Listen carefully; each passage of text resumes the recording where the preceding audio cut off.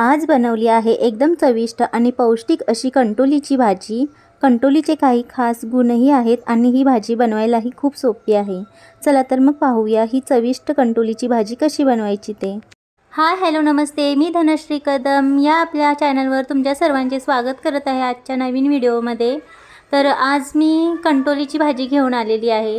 कंटोलीची भाजी बनवण्यासाठी लागणारे साहित्य आहे पुढीलप्रमाणे।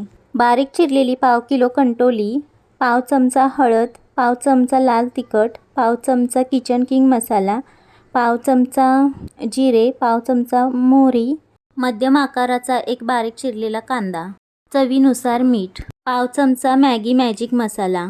इथे तुमच्याकडे अवेलेबल असलेला कोणताही भाजी मसाला तुम्ही वापरू शकता। एक मोठा चमचा घाटी मसाला, एक मोठा चमचा तेल, 2 मोठे चमचे शेंगदाण्याचे कूट। कमी साहित्यात झटपट आणि घरात सहज उपलब्ध असलेल्या साहित्यांमध्ये कमी वेळात आणि एकदम चविष्ट अशी कंटोलीची भाजी। चला तर मग पाहूया ही भाजी कशी बनवायची। सगळ्यात आधी गॅस मंद आचेवर ठेवून शेंगदाणे थोडेसे भाजून घेऊया। हे थंड झाल्यावर त्याचं जाडसर कूट करून घेणार आहोत। हे कूट भाजीला छान चव आणि टेक्स्चर देतं। आता सर्व कंटोलीची भाजी स्वच्छ धुवून घेतली आहेत। सगळ्यात आधी कंटोलीला लागलेली माती निघून जाईपर्यंत स्वच्छ धुवून घ्यायची। त्यानंतर त्याचे 2 तुकडे करून आतल्या बिया काढून घ्यायच्या आणि मग कंटोलीची भाजी बारीक चिरून घ्यायची।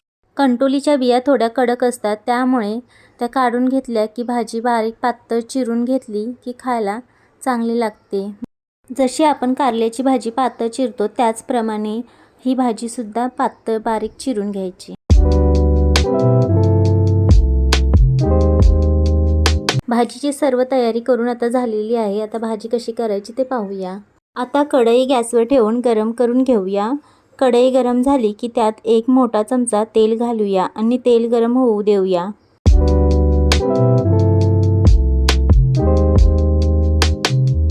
तेल गरम झाल्यावर त्यात पाव चमचा जिरे घालून फोडणी करून घेऊया।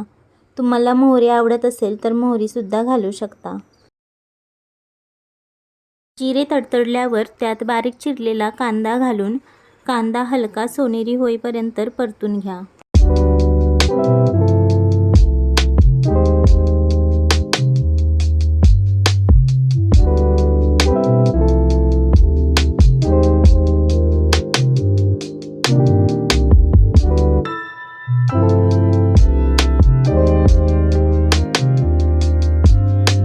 कांदा हलका सोनेरी झाला की त्यात पाव चमचा हळद, पाव चमचा किचन किंग मसाला आणि पाव चमचा लाल तिखट घालून मसाले थोडे परतून घेऊया। त्यानंतर त्यात एक मोठा चमचा घाटी मसाला घालून तो सुद्धा हलका परतून घेऊया। मसाले घालताना गॅस मंद आचेवर ठेवा जेणेकरून मसाले जळणार नाहीत।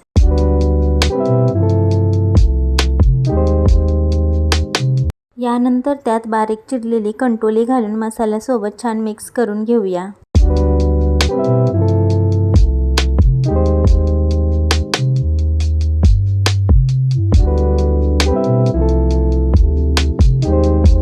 कंटोली मसाल्यासोबत छान मिक्स करून घेतल्यानंतर त्यात गरजेनुसार चवीनुसार मीठ घालूया आणि पुन्हा एकदा सगळं व्यवस्थित मिक्स करून घेऊया।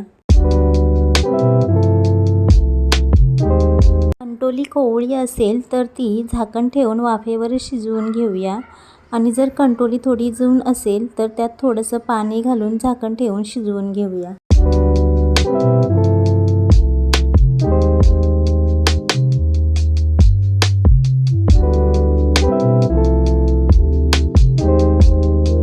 भाजी साधारण 7 ते 8 मिनिटे मध्यम आचेवर शिजवून घेऊया।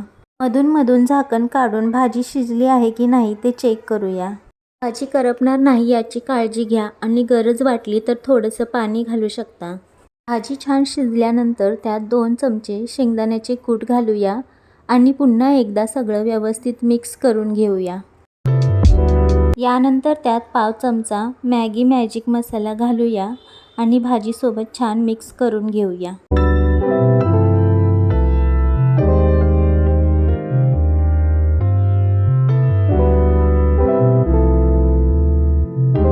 कंटोली ही पावसाळ्यात मिळणारी खास रानभाजी आहे।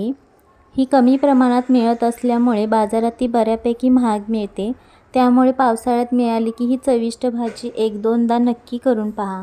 आता पुन्हा एकदा झाकण ठेवून 1-2 मिनटं वाफेवर शिजवून घेऊया, म्हणजे शेंगदाण्याचे कूट आणि मसाला भाजीमध्ये छान मुरून जाईल.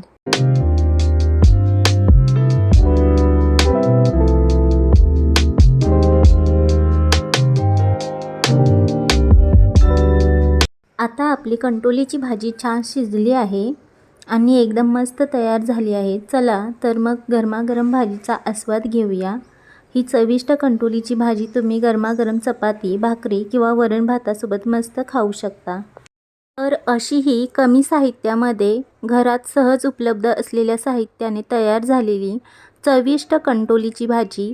तुम्हालाही ही रेसिपी आवडली असेल तर नक्की करून बघा. व्हिडिओ आवडला असेल तर लाईक करा, चॅनलला सबस्क्राईब करा आणि अशीच नवीन रेसिपी पाहण्यासाठी पुन्हा नक्की भेटा.